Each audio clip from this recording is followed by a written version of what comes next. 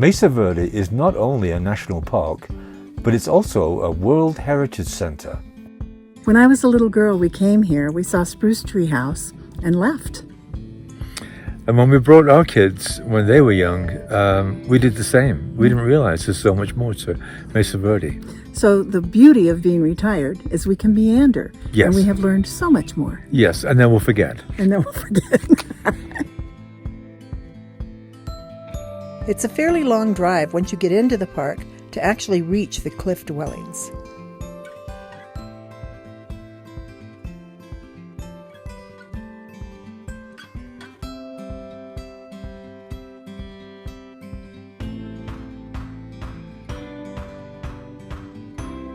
The park itself has been through several severe fires. The devastation they left are named and dated for each fire. We imagine these spigots have something to do with getting water to the fire. The brochure from the Visitor Center paints a lovely picture of what life must have been like at the Spruce Tree House. So we found this little patio that they're supposed to be doing ranger talks at. I wanted to show you this because it's such a beautiful place to sit and contemplate what life must have been like there, so I'll show you.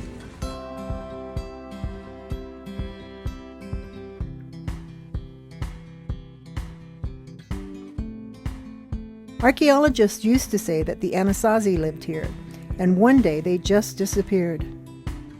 Now they are called ancestral Pueblos, and 26 tribes are considered descendant of them. Unfortunately, you can no longer tour Spruce Tree House because of a large crack in the ledge above it. They say it's coming down. The National Park Service and the Native Americans are discussing possible measures to save it.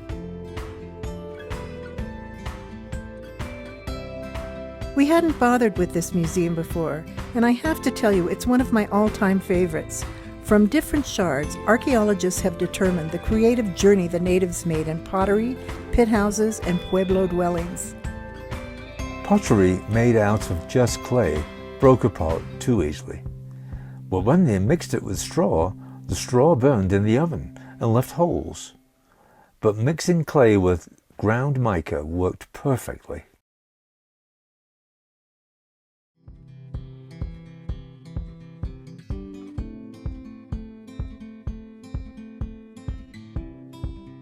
The ancestral Pueblans found digging out a small area gave their structures more stability. Then they discovered the deeper the hole, the warmer it was inside. We learned so much here.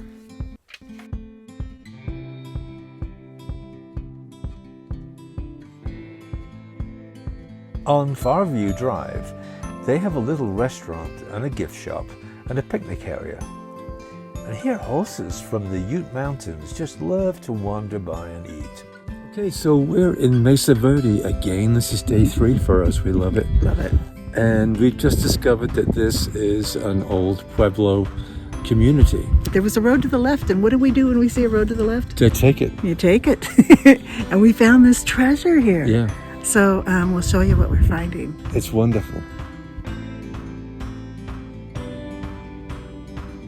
The Farview community was built long before the cliff dwellings and was one of the most densely populated areas.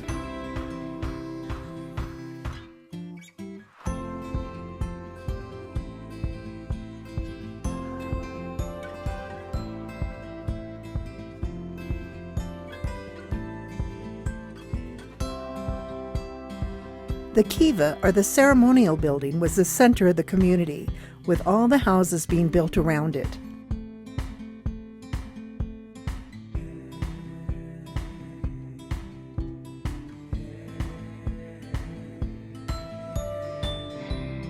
Signs in the park speak about the early archaeologists and some of the mistakes that they made trying to preserve the past.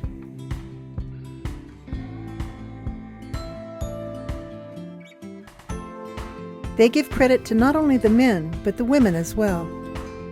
They believe the earliest settlers here came about 550 AD, and they used pit house structures as their homes. The ruins show the adjustments made to the pit dwellings over time. The first ones were shallow bases, and the deeper ones were made later on. As the pit houses got deeper, they realized it was warmer in the winter and cooler in the summer, but they also needed to develop holes for ventilation. They moved from pit houses to pueblos, still keeping the pit house architecture for their kivas.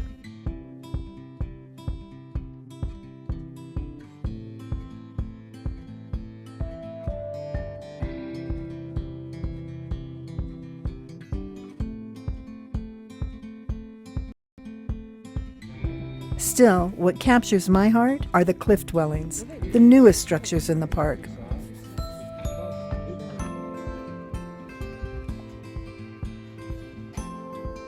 Balcony House is open for tours, but be sure to get your tickets months prior to your visit, for all the tours get booked quickly. This hike has long ladders and short tunnels. Cliff Palace is one of the largest of all the ancient sites. It is an absolute gem. Ranger-guided tours are available here. This hike includes 4 ladders.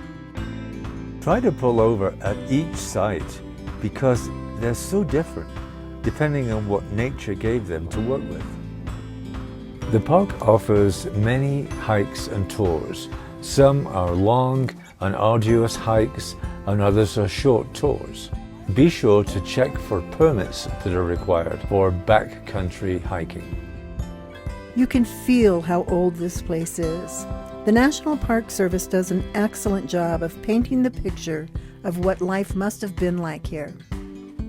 First of all, they believe more people lived in this area, the height, the 1200s, than live here now, which I find fascinating. The second thing is there was a farmer that was plowing his fields, and he hit a pot. And inside this pot was like 800 beans. This is what one of the rangers told us yesterday.